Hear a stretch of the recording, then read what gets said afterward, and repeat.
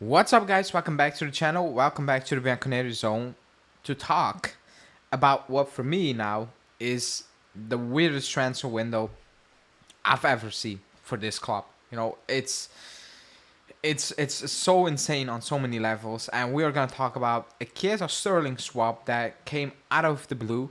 Rocco Commisso saying, you know what, Nico Gonzalez, let's just not really do this type of deal, or let's just hold it back.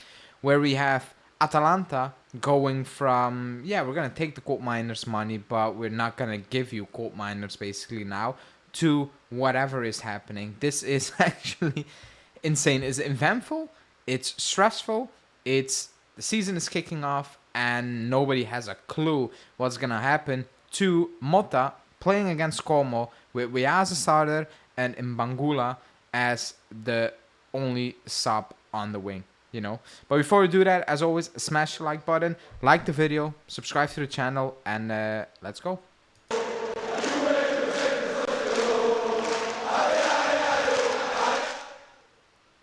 Okay, so straight off the back and straight out of nowhere, Di Marzio talked about a failed swap deal between Chiesa and Sterling. Completely out of the blue, happened 2 days ago. They talked it over, but according to Di Marzio, very, very early in those negotiations, in those talks, they were like, yeah, this is not going to happen.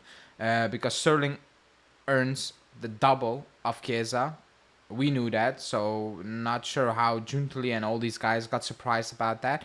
And the price tags, Chelsea are asking for a lot of money for Sterling. Juve, not so much for Chiesa, but obviously not willing to offer a lot of money for Sterling. So this deal or swap deal in itself was, we didn't know anything about it. But if they were telling us that, hey, potentially it's going to happen, I could have told you it's not going to happen. It's not going to happen. The only way we will get Sterling is if they release him or they just loan him out for a petty fee and they're going to pay big part of those wages. Other than that, it's never going to happen. It's never going to happen. Di Marzio went on saying that they can still go back for Chiesa if they can move on Sterling. Nobody's going to buy Sterling and pay Sterling the wages. So I don't like what is this? Like, what even is this story? It's crazy. It's so weird. And again, from the get-go, I can tell you that deal is not possible because of the wages, because of the valuation. It's just not possible. So I'm not sure what time we wasted over there. I hope it was literally a 1 hour call, not even a 1 hour call, and we kept it moving because this is just not gonna happen. It's a loan, and Chelsea pay everything, and that's the only way it's gonna happen. And even then, I'm not sure what the idea is. It's from Sterling to Conceição to Gonzalez to Galeno to Sancho back. Like, it's all over the place. It's all over the place.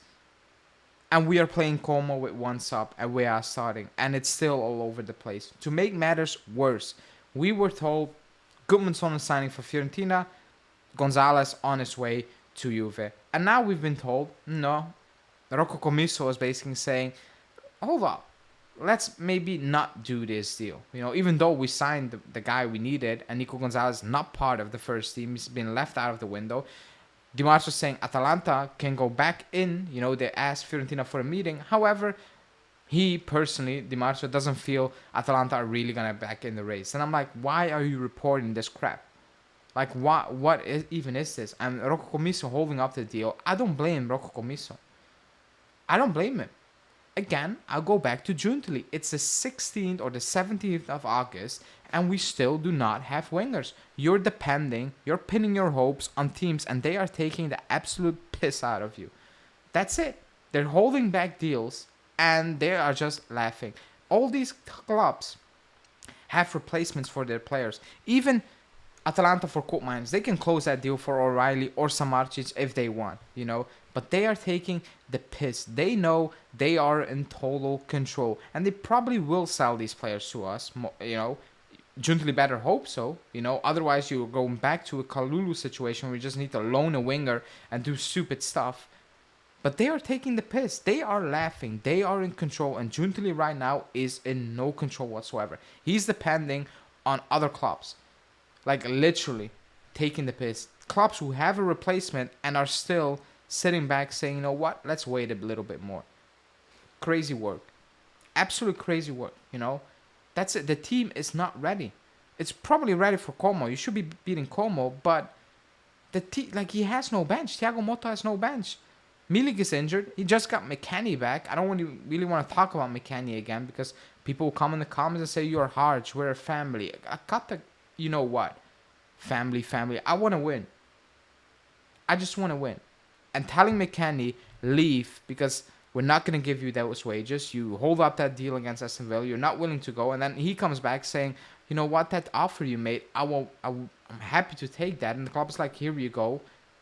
No matter you miss entire preseason with Motta, come back. Like, I'm sorry. Like, there's no other way to describe it that this has become crazy. Like, this has actually become crazy. And I'm still looking forward to the season. I'm still, quote unquote, positive because I'm assuming he's going to get those targets in, you know, because what if he doesn't sign Colt Miners or Gonzalez? Then what? You know, are you telling Motta, make it work with Timothy Weah, Yildiz, and Mbangula? Like, is that what the idea is? So that's why I'm going off the idea of, yeah, he's going to get these guys in, but, you know, it's extremely late. You're not in control. It's just a mess. Like, the back end of this window from mid-July-ish, let's say the 20th of, no, let's say mid-July-ish to now, it's just a hot mess. Nobody can make sense out of it. Not even Giuntoli. You know, targets missing out, agreeing terms, players pulling back, you know, players agreeing, players holding up, clubs being pissed. Like, man, it's hard to be positive. It's hard. You need to be honest with that. And the situation is not ideal for Motta. I'm thinking about Thiago Motta right here because he's training a 30-man squad or a 50-man squad, and 2 of them are backup goalkeepers. That's it. And he just got added McKennie 2 days before we play Como. Probably never once talked with him before today. And he needs to go into that Como game hoping we get that done early. And we wrap up that game in the first half because he has no changes on the bench. That's it. What he's going to put out there, that's it. These guys are going to need to do the trick because I don't think bringing in Fagioli is going to change the dynamic of an entire game. So the guys he puts out there, they are going to need to do the trick. He doesn't have a Conceição or a Douglas Luiz or a Locatelli or whatever like on the bench. He doesn't have those options. Not even a Milik. He doesn't have those options. What he's going to put out there, that's it. You better get that job done because I have nothing to actually change that game around. So, yes, still looking forward, you know. Still believe in Thiago Motta. But right now, man, it's not looking good. Like, it's going from A to B to C to Z back to A. It's frustrating. It really is frustrating, and it feels like we have absolutely no control on what's gonna happen right now. But let me know in the comments what you think. Are you positive? Are you not positive? You know, are you still extremely calm? You know, do you believe in everything that's, you know, being done? You know, that we will get our targets despite being in very late. But yeah, let me know, and I will talk to you guys back tomorrow for a match preview, the first one.